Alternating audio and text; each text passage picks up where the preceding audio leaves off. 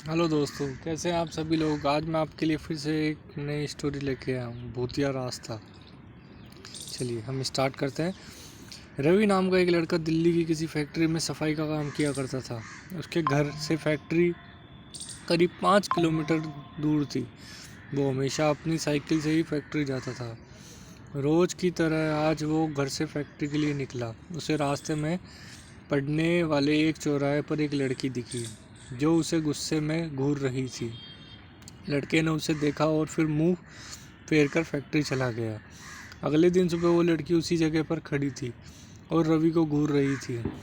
उसने पलटकर लड़की को नहीं देखा और सीधे अपने काम पर चला गया। रोजाना इसी तरह हफ्ते में वो लड़की चौराहे पर खड़ी होकर रवि को घूरती थी और रवि उसे अनदेखा करके फैक्ट्री चला जाता था। करीब 7 दिन बाद जब रवि फैक्ट्री जा रहा था तो उसे वो लड़की उस जगह पर नहीं खड़ी दिखी। रवि के मन में हुआ कि आखिर क्या हुआ होगा, वो लड़की वहाँ नहीं है।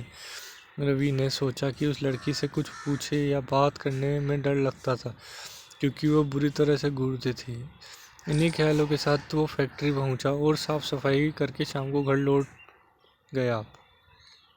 वो लड़की हफ्ते तक उस चौराहे पर नहीं दिखी। एक दिन जब शाम को वो लड़का घर पहुंचा तो उसे अपने बेड पर एक चिट्ठी दिखी। उसमें लिखा था, मेरा नाम प्रीति है, मैं तुम्हें एक हफ्ते पहले रोज चौराहे पर दिखती थी। कल शाम तुम वहीं खड़े होकर मेरा इंतजार करना। उस चिट्ठी में एक फ़ोटो भी थी जो उस चौराहे पर खड़ी लड़की से मिलती थी। लड़के के मन में हुआ कि आखिर मेरे घर में का पता कैसे मिला होगा, ये चिट्ठी मेरे बेड तक कैसे पहुंची। इसी सोच के साथ वह सो गया। अगले दिन वह उठकर जब काम पर जाने लगा तो चिट्ठी वाली बात याद आ गई। साइकिल से वह सुबह फैक्ट्री पहुंचा और दिन भर उसने उस लड़की के बारे में सोचता रहा। शाम को वो उसी चौराहे पर पहुंचकर उस लड़की का इंतजार करने लगा। काफ़ी देर हो गया लेकिन लड़की नहीं आई। रवि इंतजार करके थक गया था, इसीलिए वह घर की ओर निकल गया। घर पहुंचते उसने सोचा कि क्यों ना चिट्ठी पर लिखे पते पर जाकर लड़की से मिल लिया जाए। रात होने वाली थी। उसने सुबह सुबह उस लड़की के घर जाने की सोची। सुबह होते ही जल्द तैयार होकर रवि चिट्ठी पर लिखे पते पर पहुंच गया। वहां जाकर उसने घंटी बजाई तो एक आदमी बाहर आया। उसने रवि से कहा कि तुम प्रीति से मिलना है। यह सुनते ही व्यक्ति चौंक गया। जवाब में पूछा, प्रीति से मिलना है? उसे मरे हुए तो 2 महीने हो गए, तुम्हें उससे अब क्या काम याद आ गया? यह सुनते ही रवि के होश उड़ गए।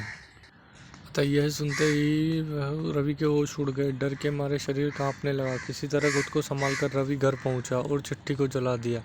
उसके मन में कई तरह के सवाल उठने लगे। उसने सोचा कि लड़की जो मुझे रोज दिखती वो भूत थी, मुझे एक भूत ने चिट्ठी भेजी थी।